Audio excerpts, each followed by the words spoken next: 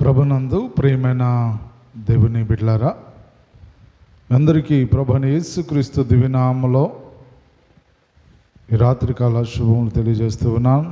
Online ద్వారా వీక్షిస్తున్న మీకు, ప్రత్యక్షంగా పాల్గొన్న మీ అందరికీ మరి గడిచినటువంటి రాత్రికాల సమయంలో ఈ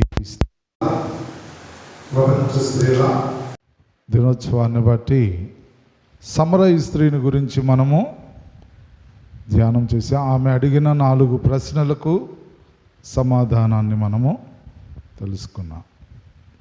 అలాగనే ఈ రాత్రి స్త్రీల సమాజమే, బుధవారం కాబట్టి స్త్రీల సమాజం అనుకున్నాం.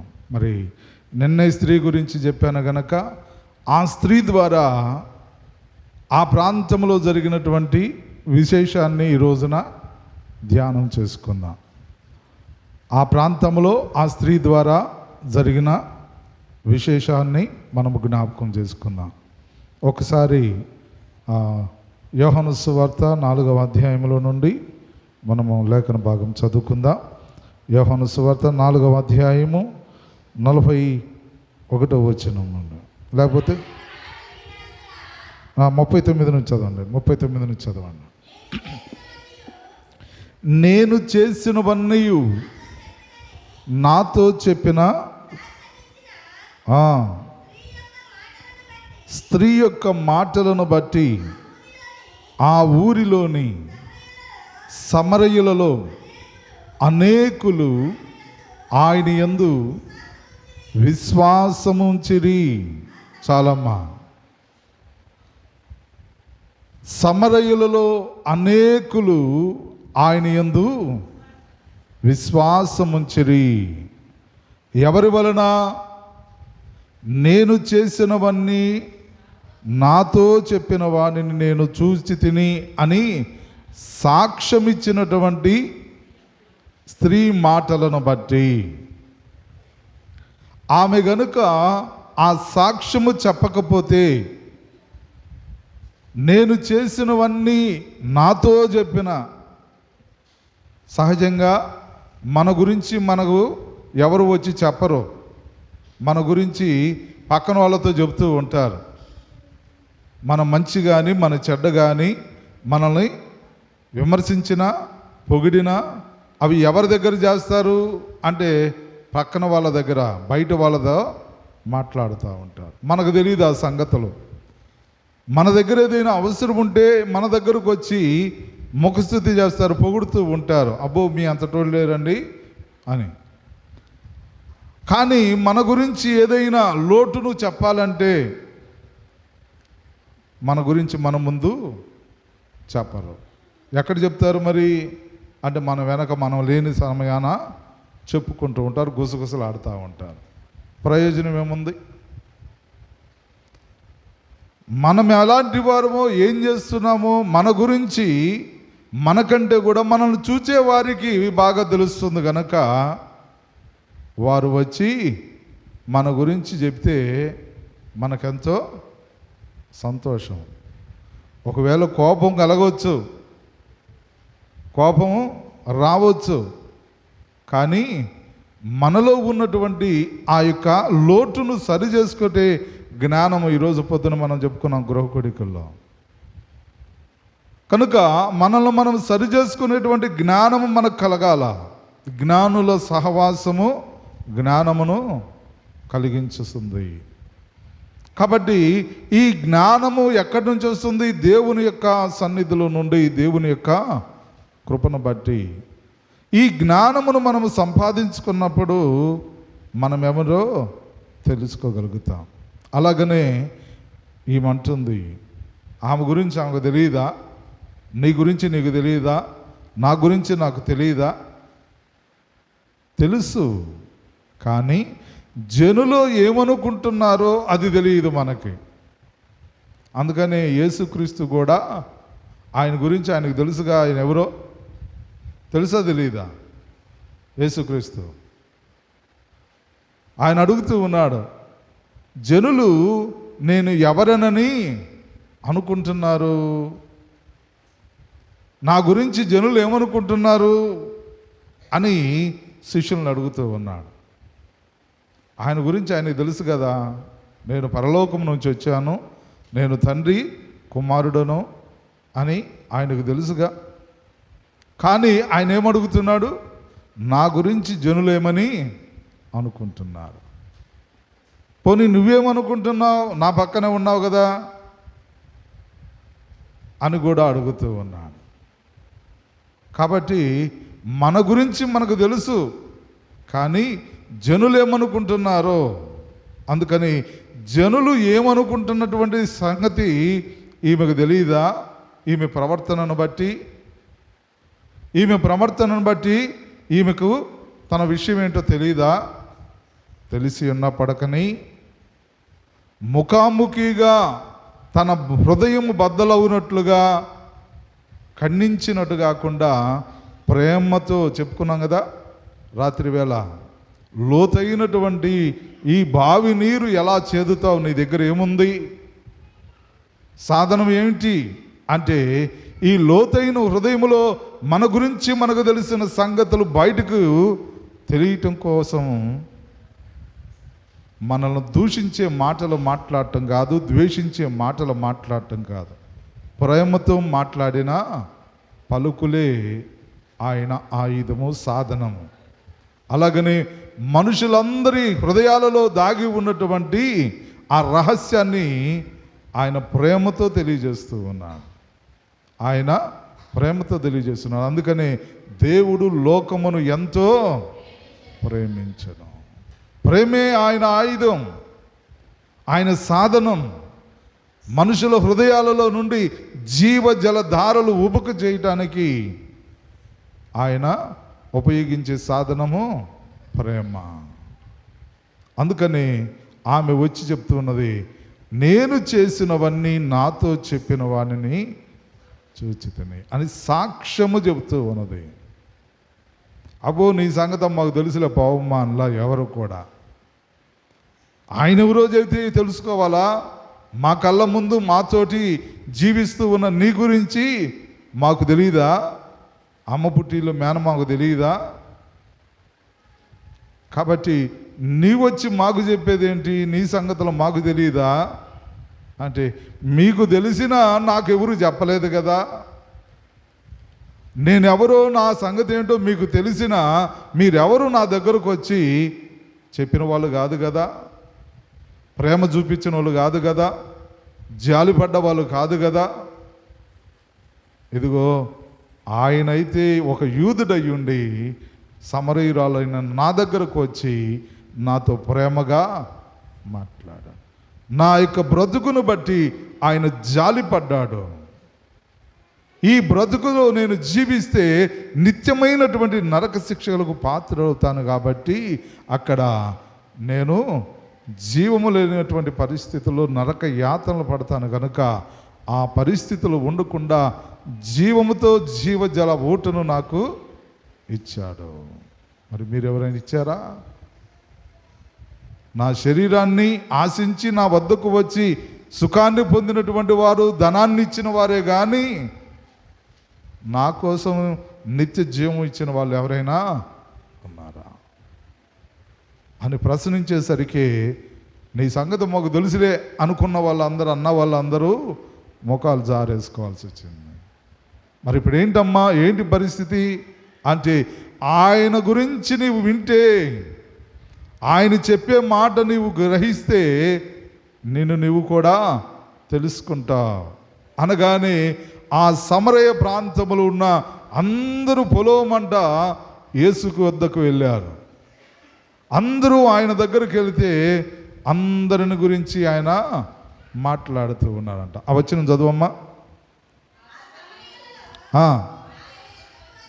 ఆ సమరయులు ఆయన యొద్దకు వచ్చి తమ యొద్ద ఉండమని వేడుకొనిరి. దానికి ముందు వచనం చదువమ్మా.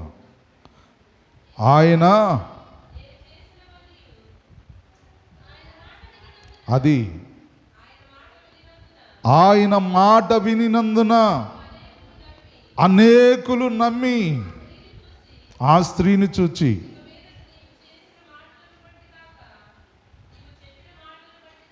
ఉమ్. ఆ. ఈయన నిజముగా లోక రక్షకుడు అని తెలుసుకొని నమ్ముచున్నాము. ఆయన మాట విని ఆమెతో చెప్తున్నారు తిరిగి, అమ్మా నీవు చెప్పావని కాదు, ఇప్పుడు మా మట్టుకు మేము వింటున్నాం. పొలవమంట యేసు దగ్గరకు పరిగెత్తుకెళ్ళారు. వెళ్తే ఆయన వారితో మాట్లాడుతున్నాడు.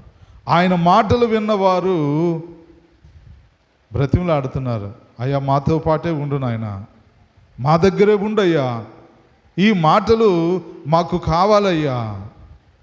అందుకని పేతురు అన్నాడు, నిత్య జీవపు మాటలు కలిగిన నిన్ను విడిచి మేము ఎక్కడికి వెళ్ళగలము? ఆయన సహవాసములో ఆయన మాటలు వినటానికి ఇష్టపడితే, ఆ మాటలు యందు విశ్వాసం ఉంచితే ఇంక నువ్వు ఎక్కడికి వెళ్ళవు. ఎక్కడికి వెళ్ళినా ఈ నిత్య జీవపు మాటలు నాకు దొరకవు అని తెలుసుకుంటా. అక్కడికి ఇక్కడ తిరుగుతున్నావంటే ఆయన మాట నువ్వు సరిగా వినటం లేదని, ఆ మాట యందు విశ్వాసం ఉంచడం లేదని, నమ్మిక ఉంచడం లేదని. కాబట్టి ఇదిగో సమరయ ప్రాంతస్తులందరూ కూడా ఆమె చెప్పినట్టుగా సాక్ష్యము విని ఆయన యొద్దకు వెళ్ళి ఆయన మాటలు విని నమ్మి ఉన్నారు. నమ్మి అడుగుతూ ఉన్నారు, మాతోనే ఉండయ్యా, మాతోనే మాట్లాడయ్యా అని అడుగుతున్నారు. వారి అభ్యర్థనను మన్నించిన యేసు వారితో 2 రోజులు ఉన్నాడు. అలాగనే ఆయన సమాధిలో కూడా 3 దినాలు ఉన్నాడు. 3వ రోజున తిరిగి పునరుద్ధానుడయ్యాడు. అలాగనే ఆ లోకములో ఉన్నప్పుడు వారికి సువార్తను ప్రకటించాడు. మాతోనే ఉండయ్యా, మాకు జీవాన్ని దయచేయ. వారి మాటను మన్నించారు. ఎవరైతే ఆయన్ను తమతో ఉండమంటారో, తమతో మాట్లాడమని కోరుతారో వారితో ఉండి వారితో మాట్లాడి వారి యొక్క ఆశను తీర్చేటువంటి వాడు. అలాగున ఆ ప్రాంతములో అనేకులు యేసునందు విశ్వాసము ఉంచిరి. అలా విశ్వాసం ఉంచినటువంటి సమరయ ప్రాంతములో జరిగినటువంటి ఒక సంఘటన ఈ రాత్రి మనం చూడబోతూ ఉన్నాం. అపోస్తలుల కార్యముల గ్రంథం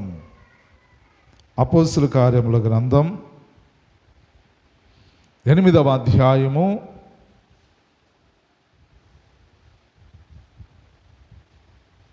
14వ వచనం చూడండి. అపోస్తలుల కార్యముల గ్రంథము 8వ అధ్యాయం 14వ వచనం. సమరయ వారు దేవుని వాక్యమును అంగీకరించిరి అని యెరూషలేములోని అపోస్తలులు విని పేతురును యోహానును వారి యొద్దకు పంపిరి. చాలు. యెరూషలేములో ఉన్నటువంటి వారు అపోస్తలులు అంటే పిలువబడ్డవారు. పిలువబడ్డ వాళ్ళందరూ కూడా యెరూషలేములోనే ఉన్నారు. ఎక్కడికి వెళ్ళలా. మీరు సర్వ సృష్టికి వెళ్ళి స్వార్థ ప్రకటించండి అని ఆయన చెప్పిన మాటను వారు ఇంకా అమల్లోకి తీసుకురాలా. అయితే సంఘమునకు శ్రమ వచ్చినప్పుడు 8వ అధ్యాయం 1వ వచనం నుండి చూడండి.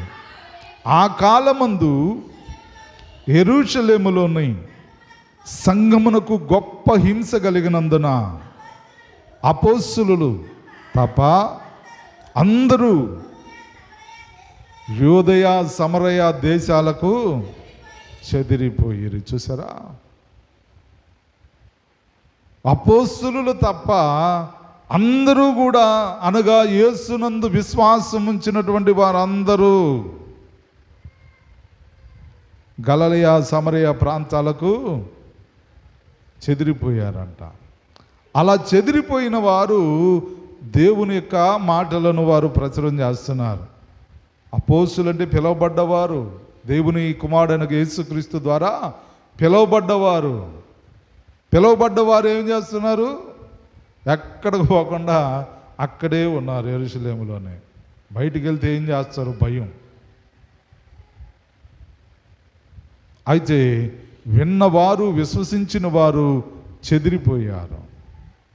ఎందుకంటే సంఘమునకు గొప్ప హింస కలిగినది.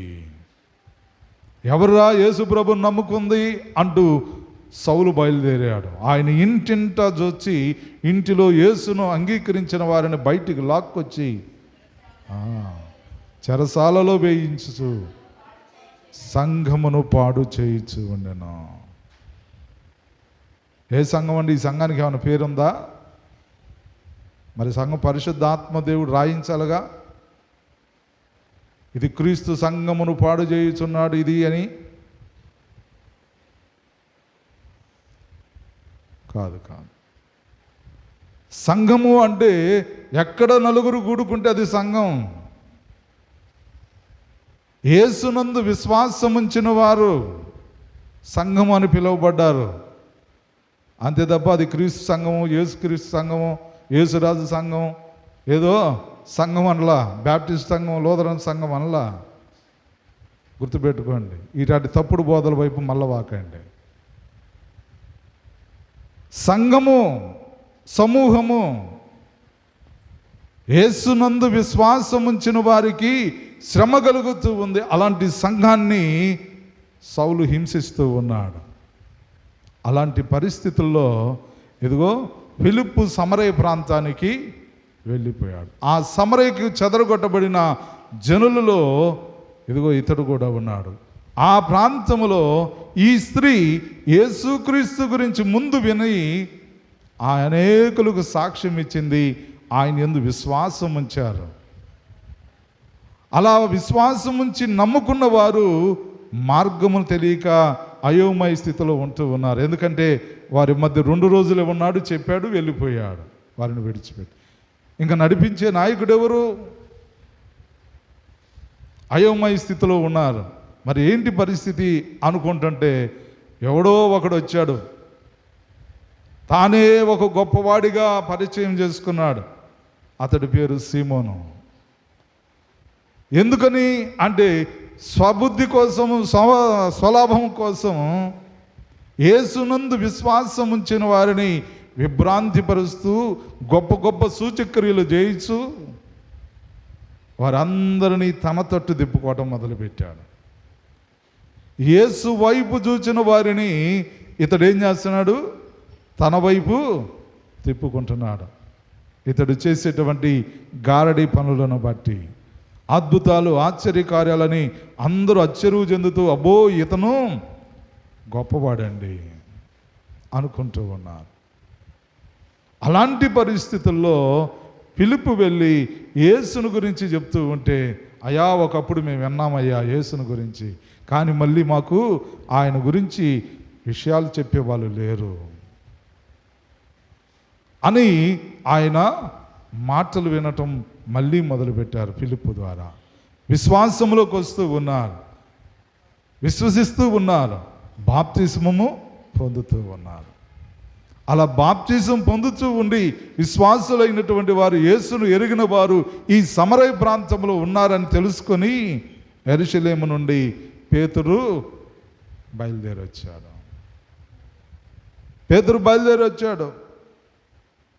వచ్చి అందరికీ యేసుక్రీస్తుని గురించి చెప్తున్నాను. పేతురుకు యేసుక్రీస్తు ఇచ్చిన ఒక చక్కటి ఆధిక్యత. పేతురు అన్నాడు, ఇదిగో పరలోకపు తాళపు చెవులు నేను నీకు ఇస్తున్నాను.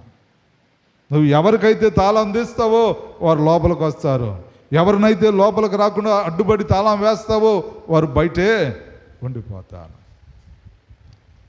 యెరూషలేములో యేసుక్రీస్తుని గురించి, ఆయన పునరుద్ధానుడైనటువంటి సంగతిని బట్టి ఇదిగో పెంతెకొస్తు దినాన పరిశుద్ధాత్మ చేత అభిషేకించబడి ప్రకటన చేసినప్పుడు 3,000 మంది బాప్తిసం తీసుకున్నారు.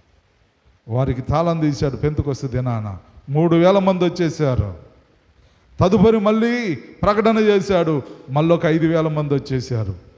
8,000 మందితో ఆదిమ సంఘము విస్తరిస్తూ ఉన్నది. ఇప్పుడు సమరయ ప్రాంతానికి వచ్చాడు, అన్ని జనుల మధ్యకు వచ్చాడు పేతురు. ఇప్పుడు ఎక్కడ తాళం తీస్తున్నాడు? అన్ని జనులకు తాళం తీస్తున్నాడు.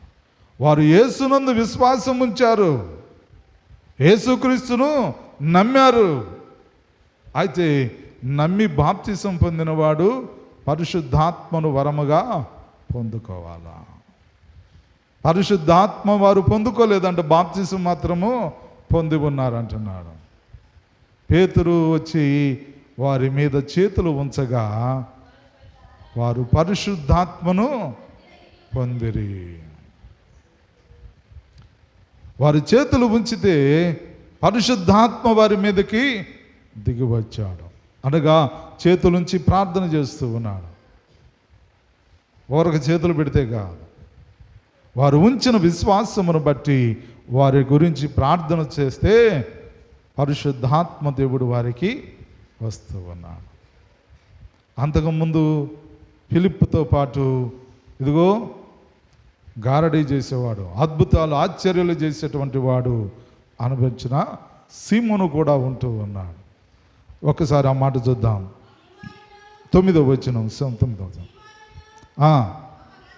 సీమోను అని ఒక మనుషుడు ఆ లోగడ ఆ పట్టణములో గారడీ చేయుచు తానెవడో ఒక గొప్పవాడని చెప్పుకొనుచు సమరయ జనులను విభ్రాంతి పరచుచు ఉండను. చాలు, సమరయ ప్రజలను విభ్రాంతి పరుస్తూ ఉన్నాడు, గారడీ చేస్తూ. అలాంటి వాడు ఫిలిప్పు చెబుతున్నటువంటి దేవుని మాటలను గురించి, దేవుని యొక్క శక్తిని గురించి ఫిలిప్పు చెప్తూ ఉంటే అనేకులు ఆయన మాట విని అనుసరిస్తూ ఉంటే ఇతడు విభ్రాంతి చెందుతున్నాడు. అనేకులను విభ్రాంతి పరిచిన వాడు, ఆశ్చర్యపరిచిన వాడు ఇప్పుడు ఇతడు విభ్రాంతి పొందుతున్నాడు, ఆశ్చర్యపడుతూ ఉన్నాడు. 13వ వచనం చూడండి. అప్పుడు సీమోను కూడా నమ్మి బాప్తిస్మము పొంది ఆ ఫిలిప్పును ఎడబాయక ఉండెను. సూచక్రియలను గొప్ప అద్భుతములు జరుగుడు చూచి విభ్రాంతి నొందెను. సూచక్రియలు, గొప్ప అద్భుతాలు దేవుని నామములో దేవుని సేవకుల ద్వారా జరగటం చూసి విభ్రాంతి పొందెను. ఇప్పుడు దాకా తనకున్నటువంటి గారడి విద్యతో మనుషులను విభ్రాంతి పరిచాడు. ఎప్పుడైతే దేవుని శక్తితో మనుషులను ఇదిగో అద్భుతాల వైపు, వారి మధ్య అద్భుతాలు జరిగించి గొప్ప సూచక్రియలు చేస్తూ వచ్చాడో వాటిని చూచినప్పుడు సీమోను విభ్రాంతి పొందాడు. అంటే దేవుడు కూడా మనుషులను గారడీ చేసి మాయలు చేసి తన వైపు ఆకర్షించుకుంటాడా? అలా అంటానికి వీలు లేదు. హెబ్రీలకు రాసిన పత్రిక 2వ అధ్యాయం 4వ వచనం చూడండి. హెబ్రీలకు రాసిన పత్రిక 2వ అధ్యాయము 4వ వచనం. ఇంత గొప్ప రక్షణను మనము నిర్లక్ష్యము చేసిన ఎడల ఎలాగూ తప్పించుకుందము? అట్టి రక్షణ ప్రభు బోధించుట చేత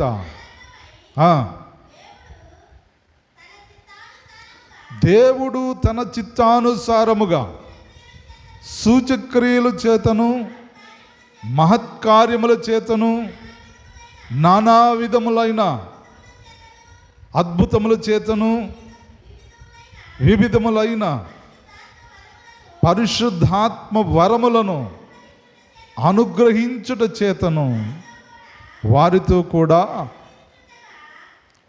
కూడా సాక్ష్యమిచ్చుచూ ఉన్నాడు. చాలమ్మా, దేవుడు సాక్ష్యమిచ్చుచూ ఉన్నాడు. ఈ అపోస్తలులు విశ్వసించినటువంటి వారి పక్షముగా, నమ్మి సువార్తను ప్రకటించు వారి పక్షముగా అద్భుతాలు, సూచక్రియలు, గొప్ప గొప్ప మహత్కార్యాలు చేయుచు పరిశుద్ధాత్మ వరములు అనేకము పంచిపెడుతూ దేవుడు సాక్ష్యం చెప్తున్నాడు. తాను ఎంత ఉన్నతమైనటువంటి వాడో. దేవుడు ఈ రీతిగా సాక్ష్యములు చెప్పటాన్ని బట్టి ఆయనకేమీ స్వలాభం లేదు. గారడీ సీమోన్ అయితే తన సొంత లాభం కోసం ప్రజలను మభ్యపెట్టాడు, మాయ చేశాడు. కానీ ఫిలిప్పుకు కానీ పేతురు యోహానులకు కానీ ఇతర శిష్యులకు కానీ ఏం లాభం ఉంది? ఏమీ లాభం లేదు. దేవునికి ఏమిటి లాభము? దేవునికి కూడా లాభం లేదు. కానీ ఆయన ఆశ ఏంటంటే ఏ ఒక్కరూ నశించిపోకూడదు.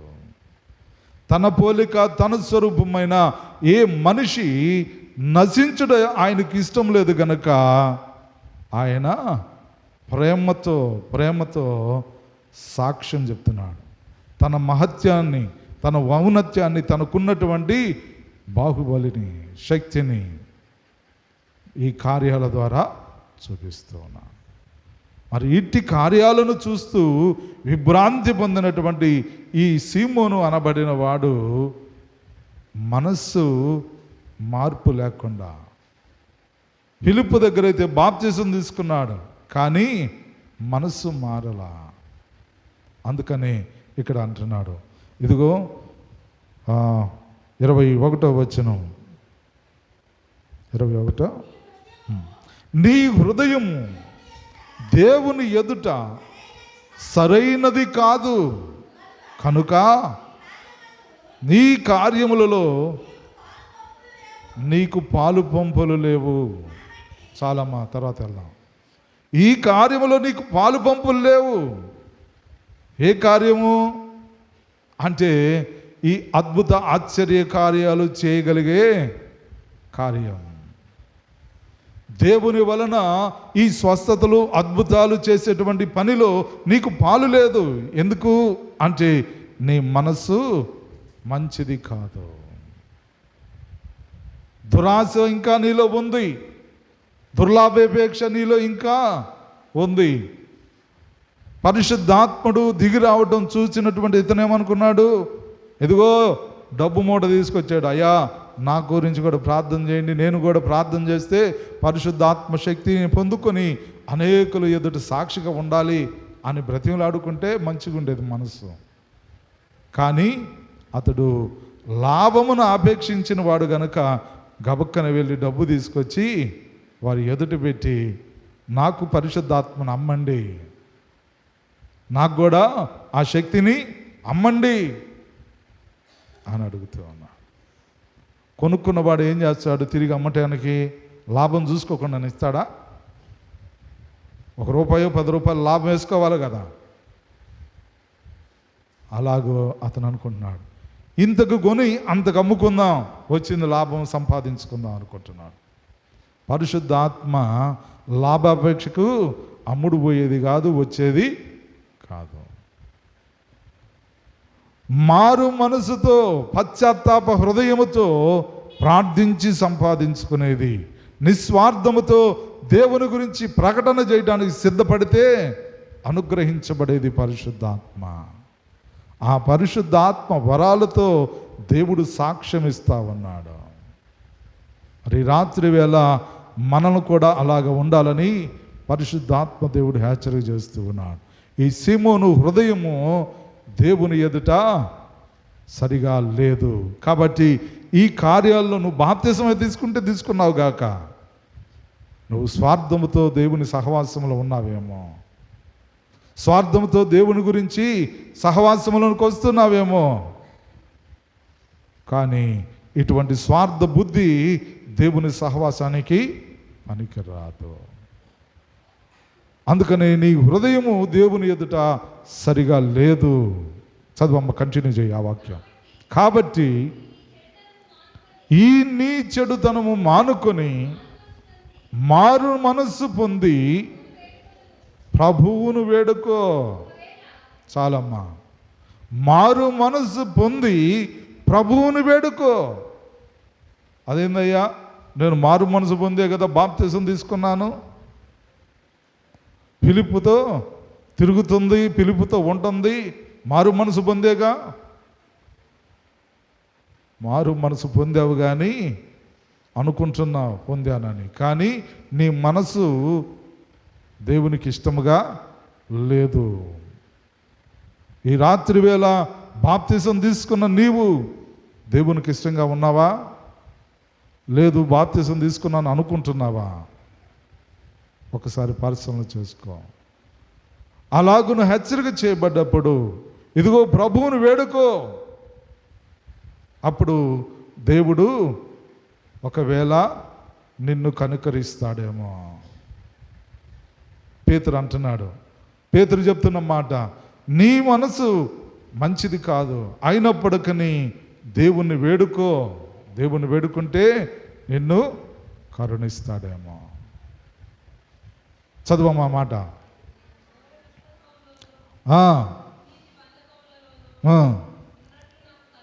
నువ్వు ఘోర దుష్టత్వములోను దుర్నీతిలోను ఉన్నట్టు నాకు కనబడుతూ ఉన్నది. అందుకు సీమోను, మీరు చెప్పిన వాటిలో ఏది నా మీదకు రాకుండా ఉండునట్లు మీరే నా కొరకు ప్రభువుని. చూసారా, ఇంత చెప్పినా కానీ ప్రభువును వేడుకోయ్యా, నీ హృదయం బాగాలేదు, నీ యొక్క మనసు దేవుని ఎదుట బాగా లేదు, సరి చేసుకో, పశ్చాత్తాపడు, ప్రభువును వేడుకో. ఆయన ఎదుట వేడుకుంటే ప్రభువు నిన్ను కరుణిస్తాడేమో. నాకైతే నీవు ఘోర దుర్మార్గతలో ఉన్నావని, ఘోర దుష్టత్వంలో ఉన్నావని నాకు కనిపిస్తుంది. చెబితే ఏం చేయాలా? అవునయ్యా, నా మనసు నిజంగా ఘోరమైన దుష్టత్వంతో నిండిపోయింది, ఘోరమైన దురాశతో నిండిపోయిందని తన గురించి చెప్పినటువంటి పేతురును బట్టి మనసు మార్చుకోవాలి కదా. నేను చేసినవన్నీ, నాతో చెప్పినవన్నీ నేను చూశానని సాక్ష్యము ఈ స్త్రీ ఇచ్చినట్టుగా ఇవ్వాలి కదా. ఏమంటున్నాడు? నేను కాదు కానీ మీరు నన్ను భయపెట్టారు, కాబట్టి ఏమైతే మాటల చేత నన్ను భయపెట్టారు, ఆ భయాలు బట్టి నా మీదకి ఏ శాపము రాకుండా మీరే నా గురించి వేడుకోండి, ప్రార్థన చేయండి. మనం ప్రార్థన చేయం, మనం దేవుణ్ణి విశ్వసించం, మనం దేవుని ఎదుట ప్రాధేయపడం. కానీ ప్రార్థన చేసేటువంటి వారి దగ్గరికి వెళ్ళి, అమ్మ నువ్వు ప్రార్థన చేస్తే స్వస్థత కలుగుద్ది అంటగా, అయ్యో నువ్వు ప్రార్థన చేస్తే అద్భుతాలు జరుగుతాయి అంటగా, మాకు ఫలానది కావాలి, మాకు ఫలానది అని వారి దగ్గరికి వెళ్ళి ప్రాధేయపడతా ఉంటాను. నువ్వు మా కోసం ప్రార్థన చేయి, నువ్వు మా కోసం ప్రార్థన చేయి అని అడుగుతూ ఉంటారు. ఈ రాత్రి వేళ అలాంటి పరిస్థితుల్లో నీలో ఉంటే, ఈ రాత్రి వాక్యం వింటున్నా ఎవరిలో ఉన్నా కానీ నీ హృదయం దేవుని ఎదుట సరైనది కాదు. కాబట్టి ఏం కావాలా? మారు మనసు కావాలా. మారు మనసు పొంది పశ్చాత్తాపముతో ప్రభువును వేడుకోవాలా.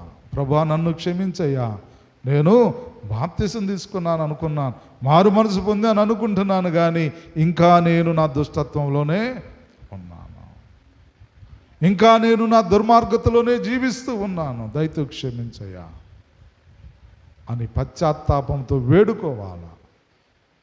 ఈ పేతురు సీమోను, గారడి సీమోను, ఈ గారడి వాడు హెచ్చరిక చేయబడ్డా కూడా ఏమాత్రము పశ్చాత్తాపం లేని జీవితం జీవించాడు.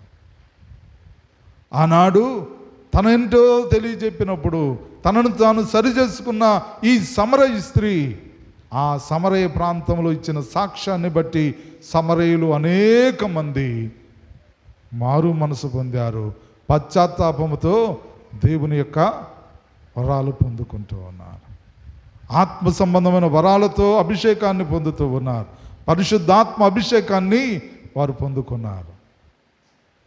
అయితే ఆశతో దుర్లాభాన్ని ఆపేక్షిస్తూ వారి మధ్య నివాసం చేయించు దేవుని నామములో సహవాసములో కూడా పాల్గొంటూ ఉన్నాడు. ఎవరితో? శిష్యుడైన ఫిలిప్పుతో. కాబట్టి అందరూ ఏమనుకుంటున్నారు? అబ్బో ఫిలిప్పు గారితో ఉన్నాడు కాబట్టి ఈయన కూడా మంచి సేవకుడే, ఈయన కూడా మంచి సహోదరుడే. చూసారా, పాస్టర్ గారు మంచోడా, పాస్టర్ గారు పక్కన ఉన్న వాళ్ళు కూడా మంచోళ్ళే మన లెక్కలో. అంటే ఇప్పుడు నా పక్కన ఉన్న వాళ్ళు చెడ్డోళ్ళని కాదు, అటు అనుకోవాకండి. అంటే కొన్ని సందర్భాలలో అలాగా ఉంటారు.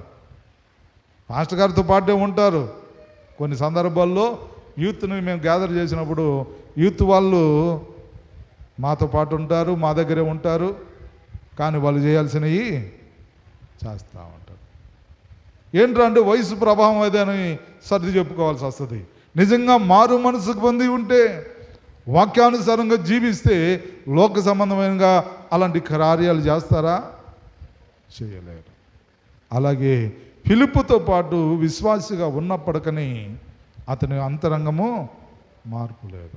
కాబట్టి రాత్రి వేళ మనం బాప్తిసం పొందిన వర్తమానాలు వింటూ ఉన్న దేవుని యందు పరిపూర్ణమైన అభిషేకం సంపాదించుకోకుండా దుర్నీతిలో ఉంటే దయతో జ్ఞాపకం చేసుకోనండి. మనల్ని గురించి మనకు పరిశుద్ధాత్ముడు చెప్తూ ఉన్నాడు. నిన్ను గురించి దేవుడు నీతో మాట్లాడుతూ ఉన్నాడు. నువ్వు చేసినవన్నీ జ్ఞాపకం చేసుకో. నీ చేసిన పని పాటలను జ్ఞాపకం చేసుకో. వాటిని విడిచిపెట్టి, ఇదిగో సమరయ స్త్రీలాగా ఆ కుండను విడిచిపెట్టి ఆమె ఊరిలోనికి వెళ్ళి చేసినవన్నీ చెప్పిన వాడిని చూశాను. ఈయన క్రీస్తు కాడా?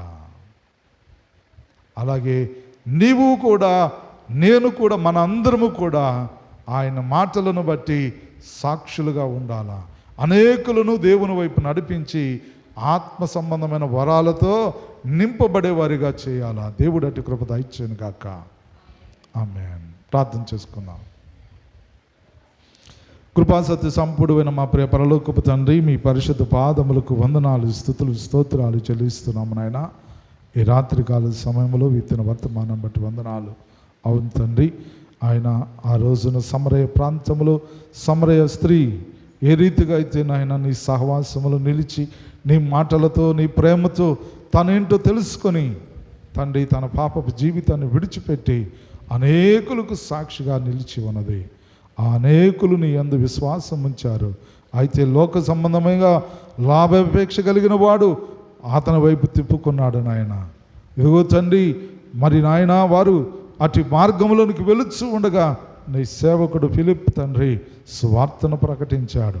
అనేకులను నాయన ఆకర్షించడానికి ఆ బిడ్డకు నీ పరిశుద్ధాత్మ శక్తినిచ్చి అద్భుత ఆశ్చర్యకార్యాలు చేయటానికి నీ కృప చూపించావు.